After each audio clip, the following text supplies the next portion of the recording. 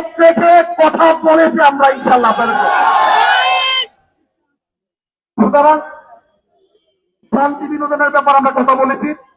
তারা বলছেন এটা তো স্যালারির সাথে হয়, তো শান্তি বিনোদন স্যালারির সাথে যেহেতু হয়, আপনারা তো ভাতা পান, এটা স্যালারি না, এটাকে আইনগত কি প্রবলেম রয়েছে এটা আমরা খোঁজার চেষ্টা করতেছি, এটা কি করা যায়। আপনাদের বদলি নিয়ে বিভাজন হয়েছে, এটা আমরা জানি। বদলি বিভাজন হওয়ার কারণ হয়েছে একটা অংশ দেওয়ার কারণে আরেকটা অংশ রিট করে বদলিটাকে বন্ধ করে দিয়েছে। আমি বলছি এই যে রিটের পক্ষে না, এটা বন্ধ করা উচিত হয় নাই। কারণ হচ্ছে কি, একটা জিনিস চালু হইলে বাকি পরের গুলো চালু করা সহজ হইতো। আমরা বলছি আপনি যে বদলি দিয়েছেন, বৈষম্যকে উস্কে দিয়েছে, এখন এক পক্ষ দিয়েছেন, আরেক পক্ষ রিট করে দিয়েছে, এখন বন্ধ হয়ে গেছে, আপনারা আরামে বসে থাকবেন। আমরা বলছি সকলের জন্য যাদের ইন্ডেক্স আছে প্রত্যেকের জন্য সর্বজনীন বদলির আপনারা চালু করতে হবে। তারা বলছেন ইতিমধ্যে সর্বজনীন বদলি চালুর ব্যাপারে মন্ত্রণালয় একটি কমিটি গঠন করেছে বলে আলহামদুলিল্লাহ। সুতরাং আপনারা মনে করবেন না যে আন্দোলন বিফলে যাচ্ছে। আমরা এই কাজগুলো করার কারণে সোশ্যাল মিডিয়া আপনাদের লেখালেখি, বিভিন্ন সময় বিভিন্ন আন্দোলন সংগ্রাম, আমাদের কূটনৈতিক তৎপরতা, আমাদের বিভিন্ন দাবি দেওয়া নিয়ে মাঝে মধ্যে স্মারকলিপি দেওয়া, সবগুলোর সামারি করে মন্ত্রণালয় কিন্তু আমাদের কিছু কাজ করছে। সর্বশেষ আমি শিক্ষা উপদেষ্টা মহোদয়কে বলছি, মাননীয় উপদেষ্টা আপনি শিক্ষক, আমাদের প্রধান উপদেষ্টা শিক্ষক, আইন উপদেষ্টা শিক্ষক, আমাদের পরিকল্পনা উপদেষ্টা শিক্ষক।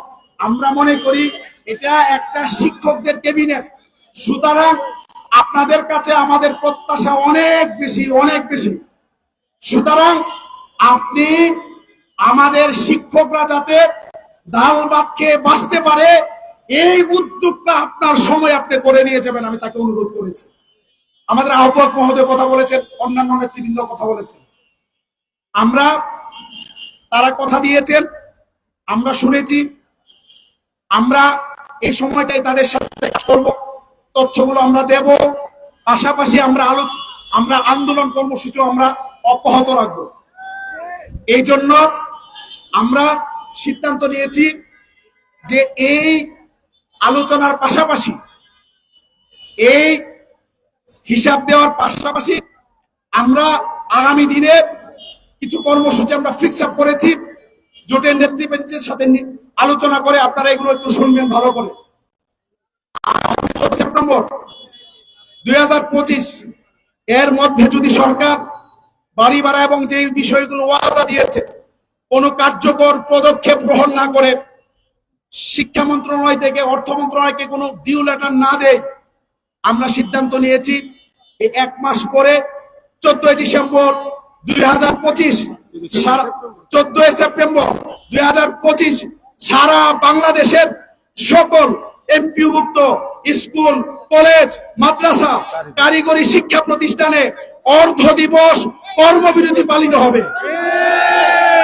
15 এবং 16 সেপ্টেম্বর সারা বাংলাদেশের সকল এমপিওভুক্ত স্কুল, কলেজ, মাদ্রাসা এবং সকলের পরামর্শ নিয়ে আমরা প্রয়োজনে এই কর্মবিরতি আরো আমরা বাড়ানোর চিন্তা ভাবনা করব।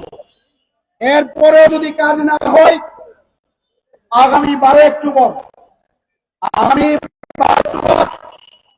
এই জাতীয় প্রেস ক্লাবের সামনে 12 ফেব্রুয়ারির মতো দাবি আদায় না হওয়া পর্যন্ত জাতীয়করণ প্রত্যাশী জোটের লাগাতার অবস্থান কর্মসূচি শুরু হবে ইনশাআল্লাহ।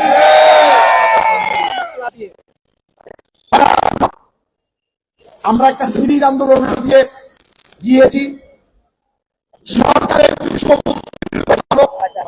আর যদি না হয় সরকারকে বলবো আজকের সকল গোয়েন্দা রিপোর্ট একসাথে করেন।